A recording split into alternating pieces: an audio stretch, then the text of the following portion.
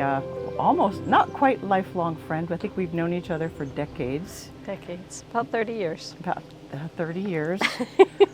We have a lot in common. Yes. I would say that probably number one is our Catholic faith. Yes. I think we both have a special love for the saints. Yes. And I think that we are both huge book lovers. and I think that another thing that we found that we had in common, of common interest many years ago, was an interest in the personalities. Yes. In the temperaments. Yes. And I think we're both people watchers. Yes. We're interested in understanding the way people work and how to work our Catholic lives with and around and for people, understanding the temperaments.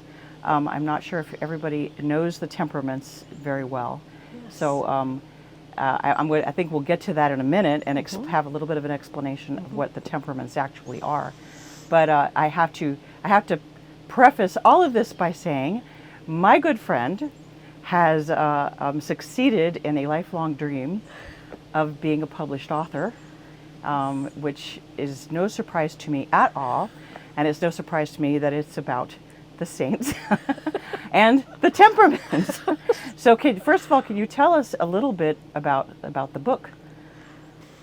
I call it a story-driven spiritual self-help book. I like that. Because I feel that we learn better through story. If you explain to me what a temperament is, I can say, okay, I understand all of those words, but I picture it when you tell me a story about that temperament. So these are stories from the saints. So it's called Piety and Personality, the Temperaments of the Saints.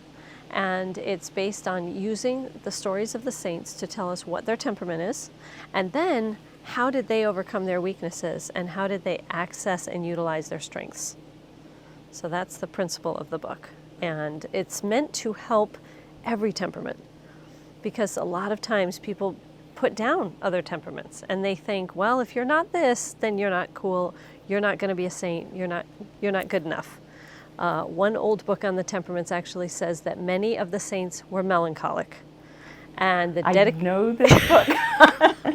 And so the dedication of my book says, and to the author that claimed that many of the saints were melancholic, which prompted this sanguine to write a whole book proving him wrong.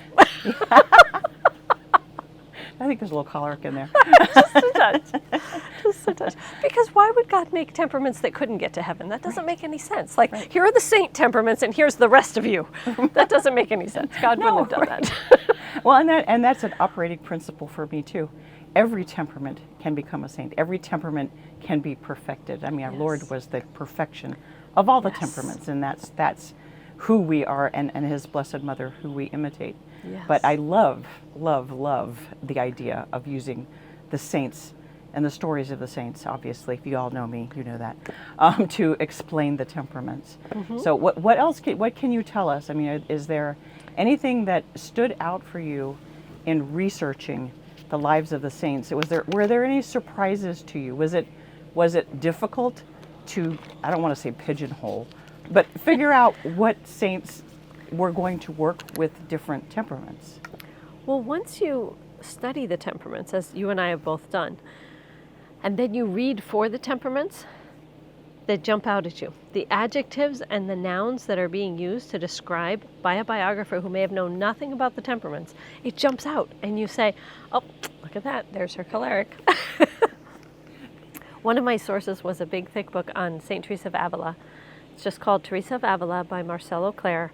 I quote and footnote in my book. And I went through with a pencil and I just wrote choleric, sanguine, C.S., C.S. throughout her whole biography. And then when I was ready to write about it, I just looked at, I would say, here's this one, here's this one, and then I could tell anecdotes. This is why I identify with St. Teresa of Avila. Yes, she's wonderful. I know. Well, and that's going to be, I can't wait to read this book. That's going to be really, really fun and enlightening, I think, too, to understand that it was the perfection of these temperaments that made them saints. You know, you don't, I think we are inclined to use our temperaments sometimes as excuses oh, Yes. that's the way I am. Well, I'm a sanguine. That's why I'm not taking this seriously. You know, Yes. when that is exactly the opposite of what the saints would do. Yes, yes. I think that it's that whole balance between the strengths and the weaknesses. So using your strengths, if you have the strengths of a choleric, well then for goodness sake, use them. They're part of the talents that God gave us, right? And then if you have the weaknesses, then there you know that's where the work is. That's what you got to work on right there. Right, and it's all about perfecting ourselves, not excusing ourselves, right? So tell me a little bit. Now I know, because I've known you for 30 years, that you were meant to write a book. That it was just a matter of when that happened. Tell me about the publishing process. How was it difficult? It was, and yet when it was time, it was time. You know, I think that just like anything else in life, it's when God wants it to happen. And we try, so I started writing the book about probably 12 years ago. But then I got busy raising children and doing other things. And just in the past couple of years, I felt like it was time. It was time to pull it back out. It was time to finish it. So in 2022, I finished writing it. I edited it. Then I had beta readers read it, that's where you give the whole book to someone, and they read the whole book, and they give you some feedback. And I did that, and then made more edits. Then you have to create a book proposal if you're going to go the traditional publishing route. And when I say traditional publishing, I don't mean a traditional Catholic publisher. I just mean not self-publishing or indie publishing. So I decided I wanted to try that first. So I had to create a book proposal, and that was 8 to 10 pages with all of the details of explaining the book, but also how it will be marketed, who my audience is, why should I write this book, where do I come from, who am I again, all those things. So you put all that in a proposal. You do a cover letter or query letter. Some publishers want just a query first and then let them ask for your proposal. Others want you to send the cover letter and the proposal. So I did that with 3 publishers, one at a time, and the third one took it. Right. And that was 10 books, which to a lot of my friends was like, well, of course it's 10 books. Like I grew up with 10 books. I read them and studied them in homeschool and everything else. We all had 10 books growing up.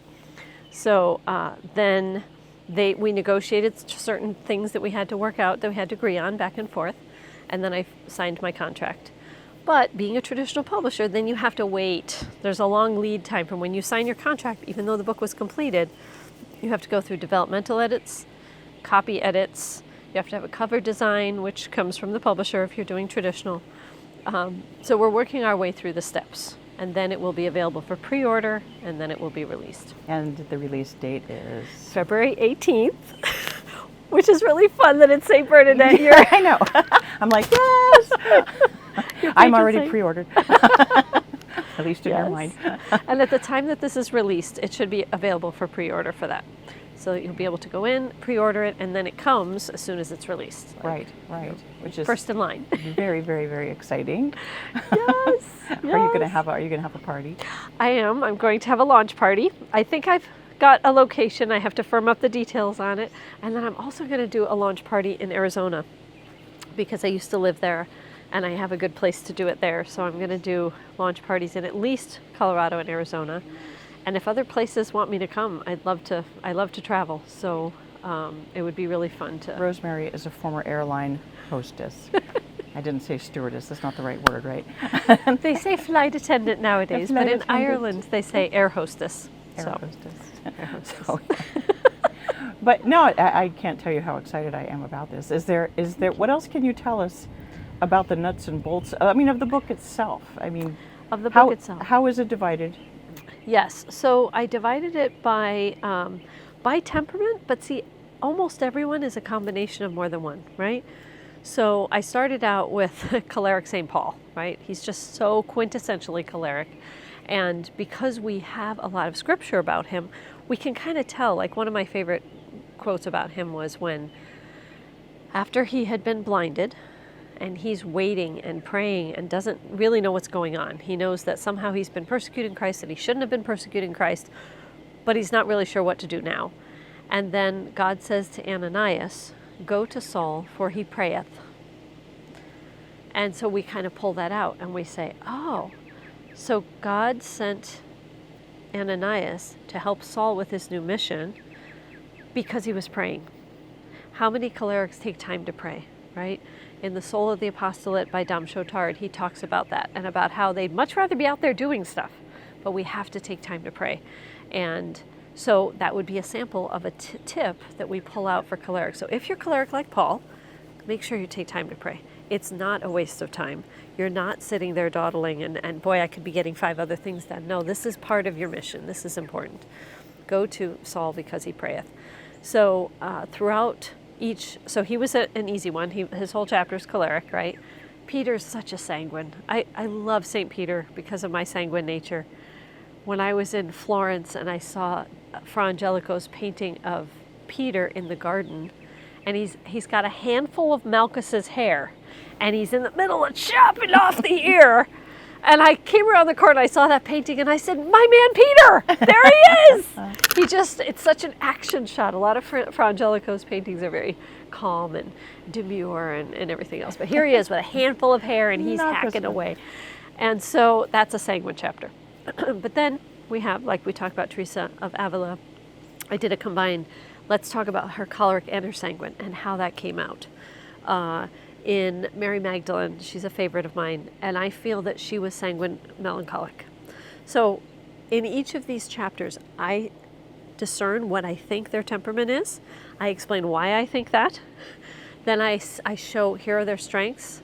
If you're this temperament, if you're a phlegmatic like Thomas Aquinas, here's what you've got. Now, here's how he used it, right?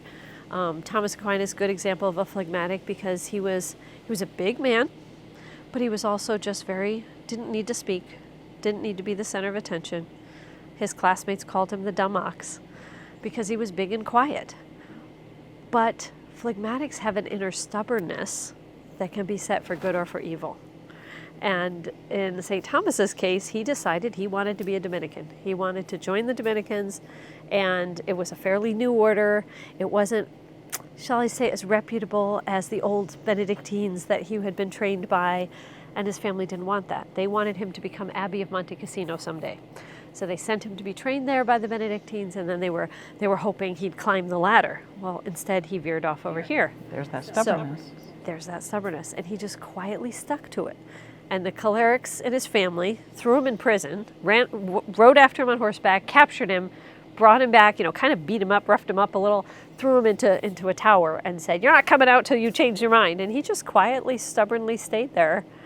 Didn't bother him. He just was like, nope, I'm not doing it.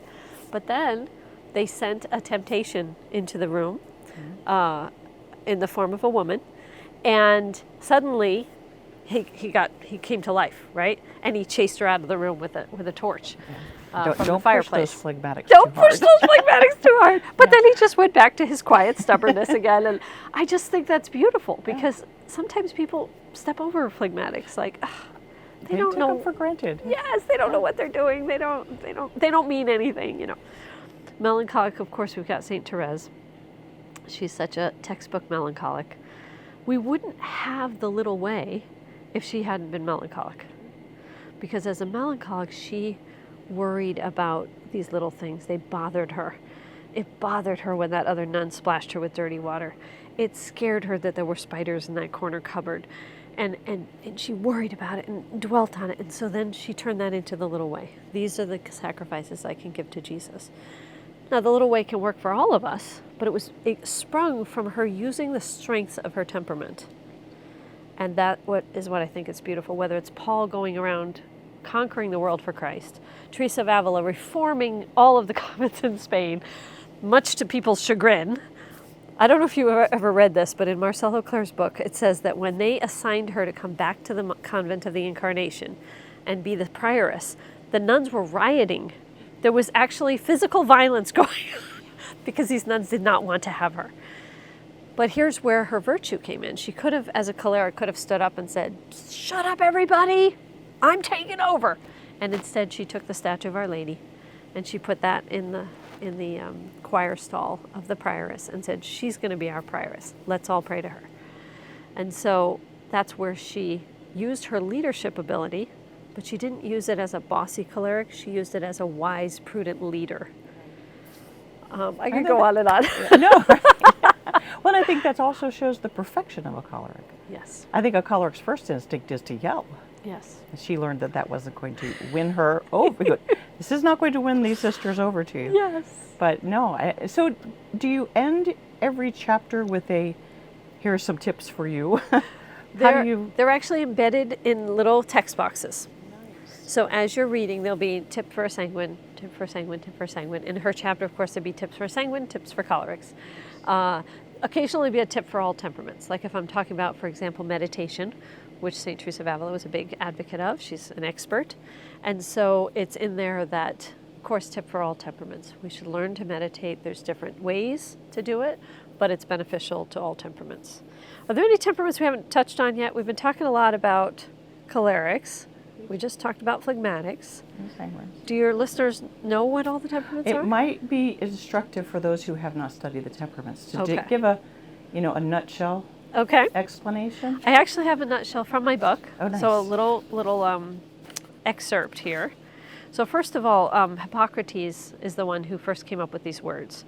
And Hippocrates died in 370 BC. He established the theory of 4 major personality types and called them the 4 humors. He believed that they were caused by an excess of various bodily fluids, which is why he named them the way he did. Centuries later, scientists of the day commented that when St. Francis de Sales died, they found a large quantity of excess bile built up in his body. This was believed to have been from his containing his temper and controlling his natural temperament so that he was kind and patient at all times. Of course, as medical science advanced, the discovery was made that a phlegmatic person doesn't have more phlegm, and a sanguine doesn't necessarily have more blood, but they confirmed that there are 4 distinct classes of people. Choleric, sanguine, melancholic, and phlegmatic. So a choleric person is dominant, fearless, opinionated. Cholerics make the best CEOs. They're born with leadership qualities. They usually see the big picture at a glance and expect everyone else to see what they see and agree with their plans about what to do about it. Some of their main strengths are courage, decisiveness, a strong work ethic, and absolute commitment to the goal. And some of their main weaknesses can be bossiness, inclination to anger, lack of pity for those weaker than they are, and willful stubbornness. So that's the choleric. We've got Francis Xavier. That's another great one. He's like a St. Paul. Something that we probably need to interject. Yes. When you're listening to these descriptions, don't be pegging all your friends. I know who that is. I think it's always it's always best because that is a temptation. Yes. To apply it to yourself. Yes. And in quiet contemplation about the people that you deal with. Yes. Don't go up to them and say, "You're just being a choleric." Get with it, you phlegmatic. What's the matter with you? That's never going to go over well. Right. But you bring up a good point that I think it helps us with understanding. It does. Whether it's our kids, whether it's our spouses, whether you're religious and it's your superior or your fellow brothers, fellow sisters, you know that there's something different about the way they think. Mm-hmm. And when you know the temperaments, you can say, aha, now I know where they're coming from. Right. They're not just trying to annoy you. Yes. I mean, take the melancholics, for example, right? They're detail people. And if you don't know that about someone, the being detail-oriented can drive you up a wall. Right, yeah. But it's actually can be a strength in the melancholics. We need these detail-oriented people, we do. Yes. You want a melancholic wiring your house. Or packing your parachute. Or, exactly, doing surgery on you. You want a melancholic. Yes. I don't want to find out that my surgeon was a sanguine, unless he was a very reformed sanguine, maybe. A very virtuous sanguine. That's what I call it when you have that temperament, but then you've worked on it. Now you're a virtuous sanguine. Well, there you go. Right. Well, you temper your temperaments. That's kind of the point. I like that. You can temper your temperament. I like that. As you said, it's not an excuse. It's just a way of understanding. This is where this person's coming from. Yeah. So yeah, St. Francis Xavier was a great example of a choleric. He prayed, "More, O Lord, more. Take not this cross away from me unless you give me a heavier one." It's very choleric. Like, I'll take the big one. I'll take the big job, the big responsibility. And they're the ones that can usually handle it. Yes. That's the thing about it. Yes. Yeah. Remember, Francis Xavier went to the Emperor of China and tried to convert him because he knew, I mean, look at China, humongous China. He goes to the Emperor because he knew if I can get him, the whole country will follow. Right. And did you know that Paul converted the mistresses of Nero? No, I did not know that. Same kind of thing. If I can go right to the top. Actually, I did not know that. It didn't work on Nero, but he at least converted Saved them the anyway. mistresses. Yes, Yeah. exactly. Okay, melancholic is the next one, the detail one we just touched on. A melancholic person is idealistic, artistic, and a perfectionist. They pay close attention to details and expect others to do the same. They act from their gut or instinct and are strongly influenced by their feelings. Their greatest strengths are their desire to do the right or most perfect thing, their dedication to ideals, their sympathy toward others. Their weaknesses can be too much perfectionism, indecision because they want to make the perfect decision, and inclination to depression, often because of too much rumination on their wrongs and disappointments, right?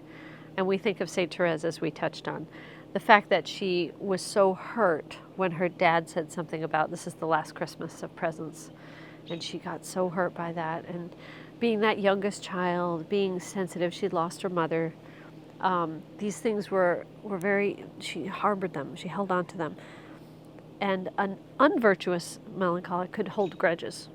Not saying Therese held grudges, but she couldn't shake off that feeling of hurt, right? And so she had to learn to step above it and offer it to God. Right, and those that are inclined to deep depressions. Yes, And, yes. yeah, lack of hope.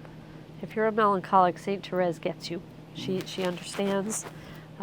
She knows when your sensitive feelings are hurt, and she gets it. She understands. And then we got the sanguines. And I'm a combination, but sanguine's pretty predominant. So a sanguine person is an impetuous, loving, enthusiastic optimist. Talker.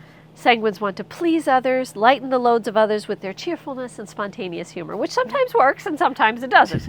Sometimes they're like, all right already, shut up.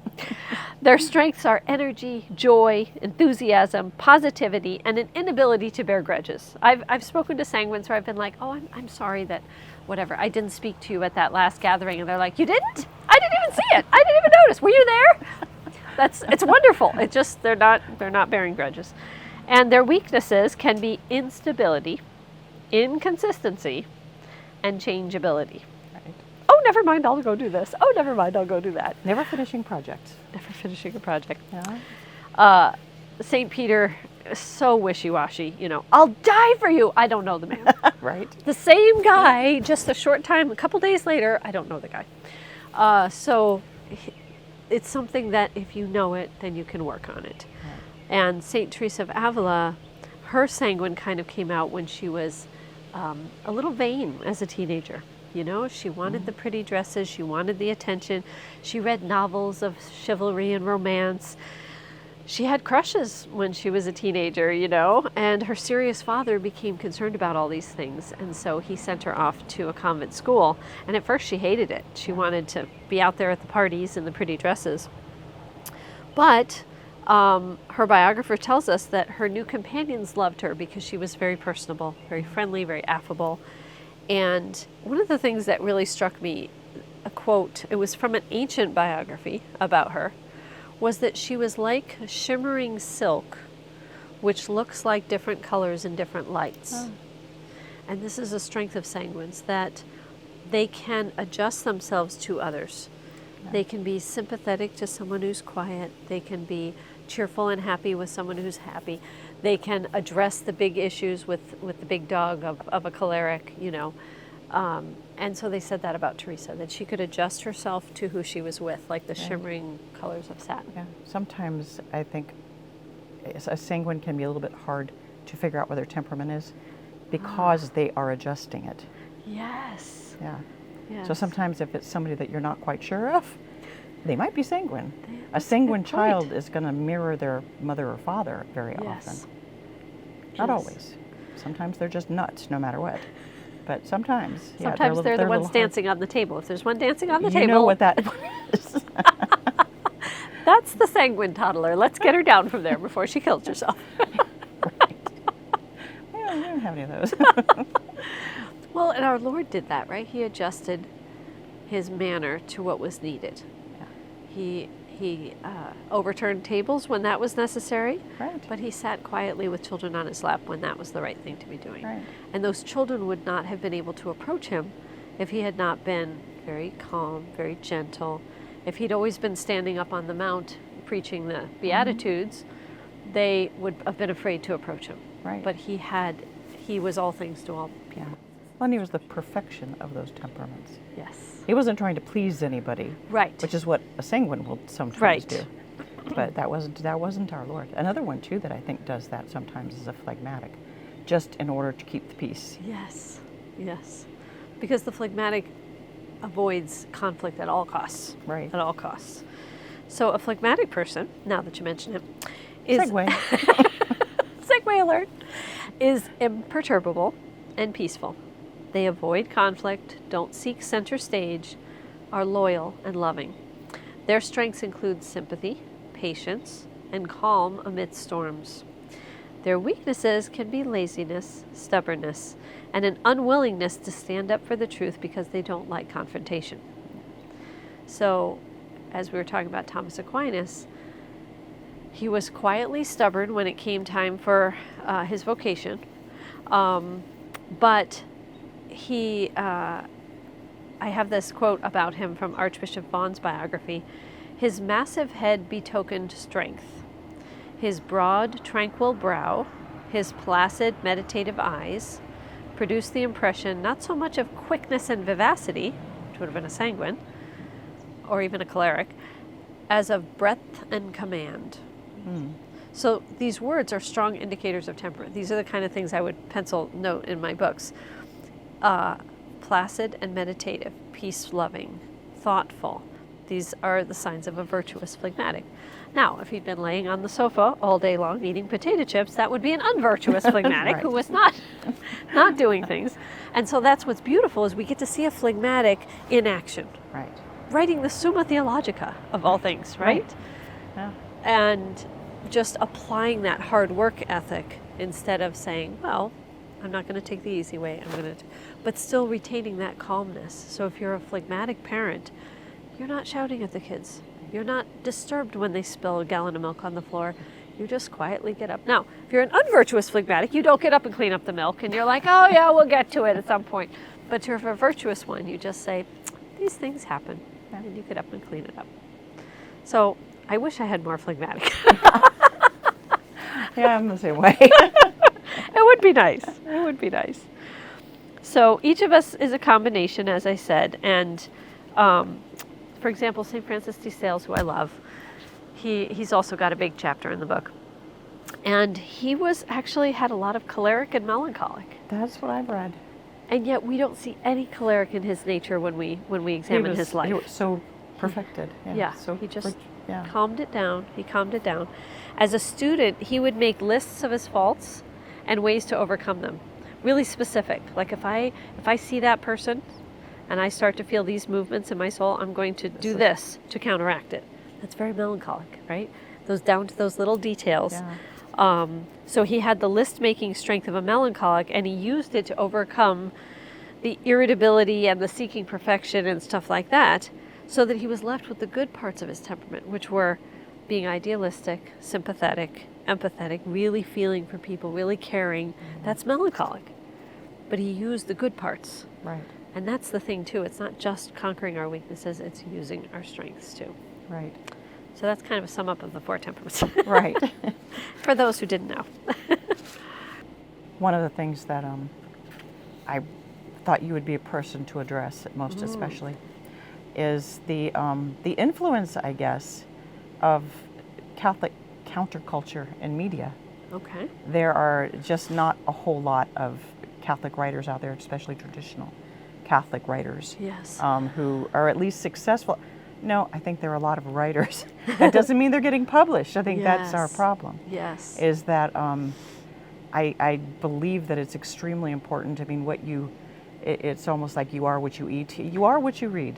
You are what you Yes. consume in media. Yes. And I think that it is improving over what it was 20 or 30 years ago, for Yes. sure. Take it for what it is. the internet does provide alternatives so that there is a little bit more out there in that regard. Yes. Do you have any tips or encouragement for other Catholic writers, or just even content producers, as Yes. far as just, I don't know, maybe the importance of what you're doing by providing alternative resources for Catholics today? Yes, it's like you said, it's essential. I feel that because God gave us certain talents, right? I can't draw to save my life. And my stick figures don't look like stick figures. I cannot draw, but writing is my thing.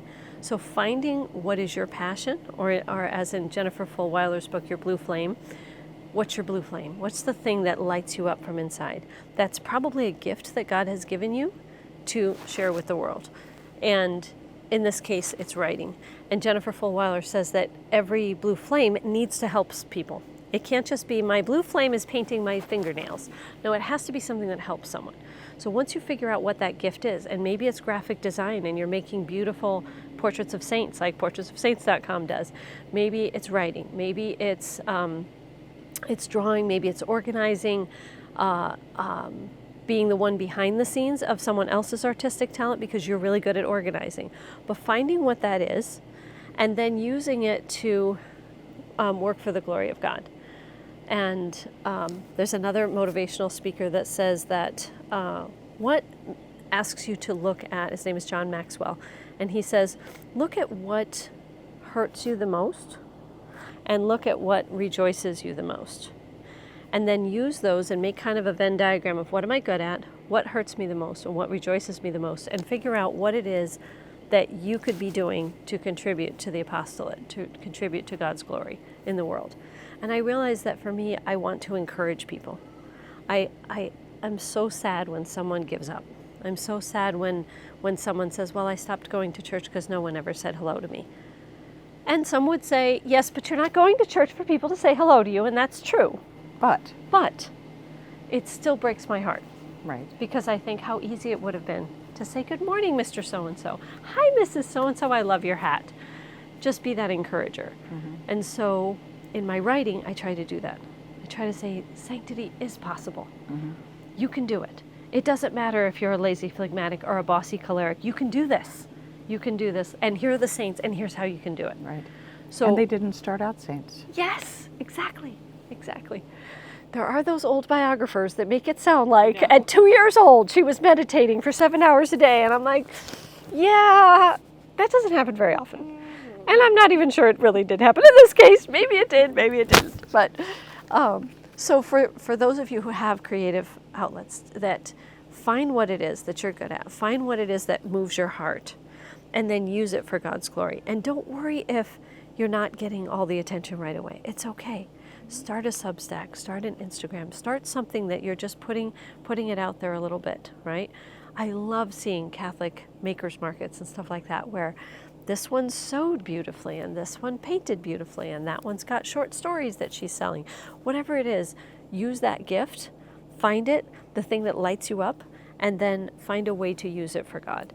Now, as far as writers, specific to writers, you have your short pieces, right? Substack's a big thing right now. It's a free place to go write articles and get them out there in the world. There's no advertising on there. It's nice and easy right now anyway. If you have a book in you, of course, there's the indie publishing route and the traditional publishing route. And so then it's a matter of deciding, do I want to wait and keep trying, or do I just want to publish it myself? That takes a little more capital, a little more get up and go, because you've got to do everything yourself, design your cover, edit it, all that kind of stuff, hire people to do it. So I decided that I would get my book before more souls by going through TAN.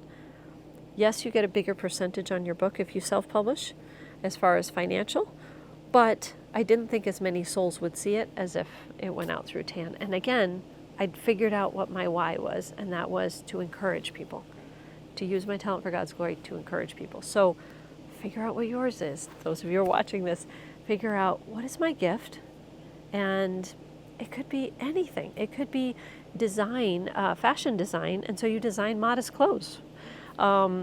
there's just so many gifts that God gives us. And then a lot of times we sit on them. And a lot of times we think, oh yeah, I don't know how to do that. I don't know how. Well, you take steps and God shows you the next step and God shows you the next step. Right. Pray, do it prayerfully. He will let you know. Yes. Right. You can always write podcasts. There you go. There you Write go. and record podcasts. Send them to Kevin. No, I think that you're absolutely right. And I think that there is sometimes it's staggering to me, the amount of talent that is, coming to the fore right now. I think that it is so much easier to communicate now than it was 30 years ago.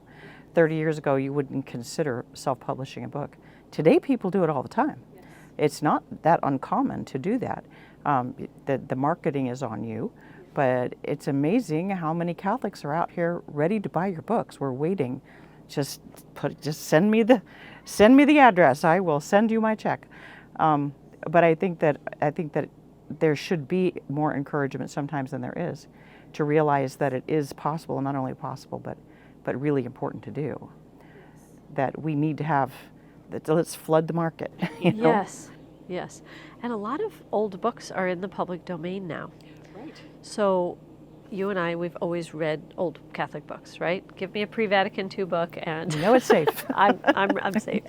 So like you said, between post-Vatican II and now, there was a lot of stuff published that we would not want to read. But now, hopefully, we're making a comeback with publishing new traditional sources and stuff like that. And my book rose out of all my reading, which is why there are over 200 footnotes, not counting scripture. There's scripture too, but there's also footnotes from all these different old Catholic books. And with these books in public domain, or a lot of them, it makes it nice because now, not to say plagiarizing, we don't steal it and call it our own, but we can pull it out and discuss it and look at this beautiful quote I found in this book from 1923.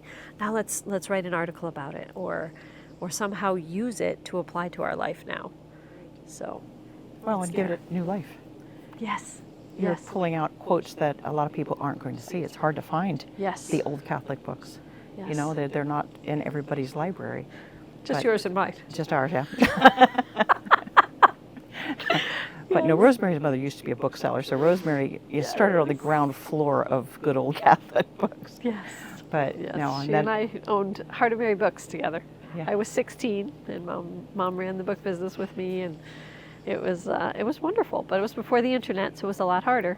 Had to mail out the catalog. Do you remember these days? I do. Mail out the catalog, and then you'd call and say, "Okay, I want that one. Hold it for me. Yeah. My check is coming." Right. Then you'd send your check, and off you'd go. No, it's a different world now, and in a lot of ways, I miss that old world. But things are so accessible now. Anybody knows thrift books and aid books. You can find some great old books. Yes. For very little money. Yes. On through the internet, which we didn't have 30 years ago. I would never have been able to find. I got a set of Catholic encyclopedias through, I think it was thrift books. It wasn't cheap, but I would never have been able to find it otherwise. I mean, you stumbled into those by the grace of God back in the day. And you got so excited. It was the treasure hunting. Literally a treasure.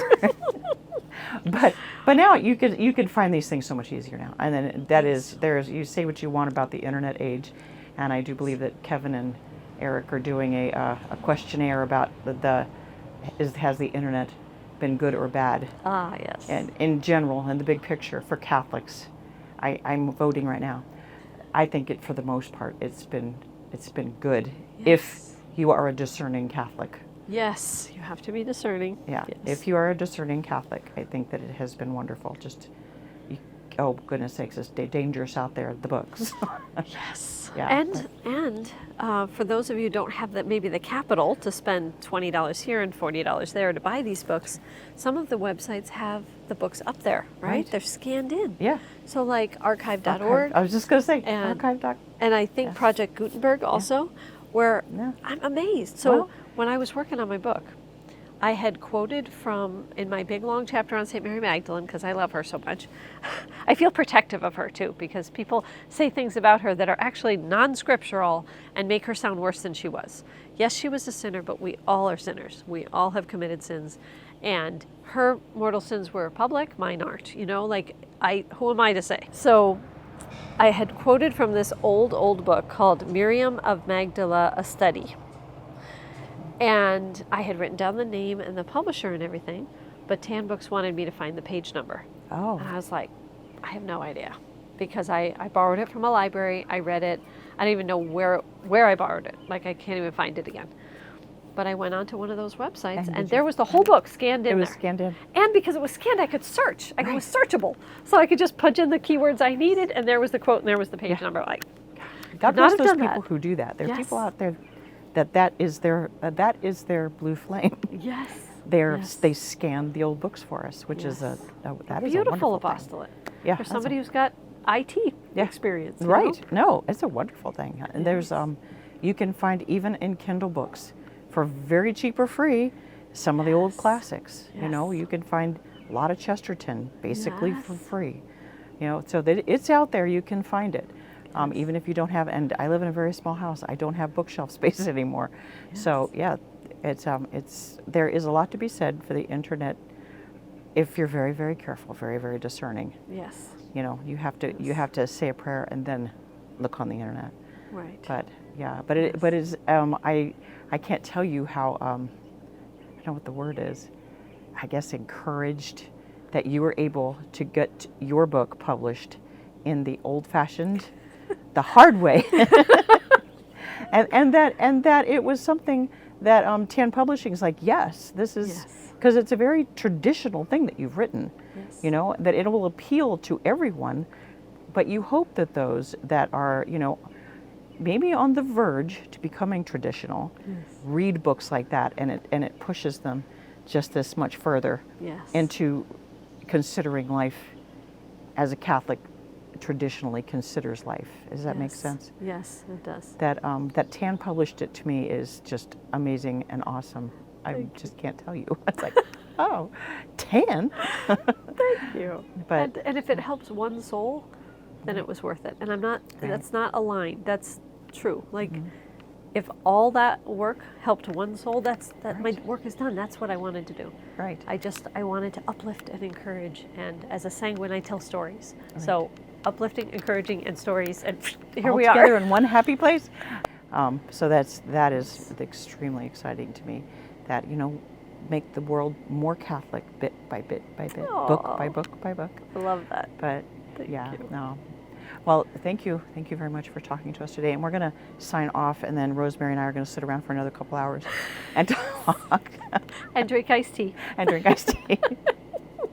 But yeah, thank you for joining us. And I expect that when we hear that the book is out, we may do just a little flag on the podcast so that people know. That would be hey, great. Remember about this? Yes. Right. Yes. At the time that you'll be watching this, it should be available for pre-order. But then it will come out February 18th is the plan right now. But in traditional publishing, it can change. But but that's the plan right now, and I think it's worth waiting to be able to have that wide reach, like you said, to have it in Nova Sorta bookstores, to have it everywhere. Right. You know, everywhere available. And I so appreciate you asking me to be here. Like, I was so touched. I was so touched when you asked me. Yeah, that was a no-brainer.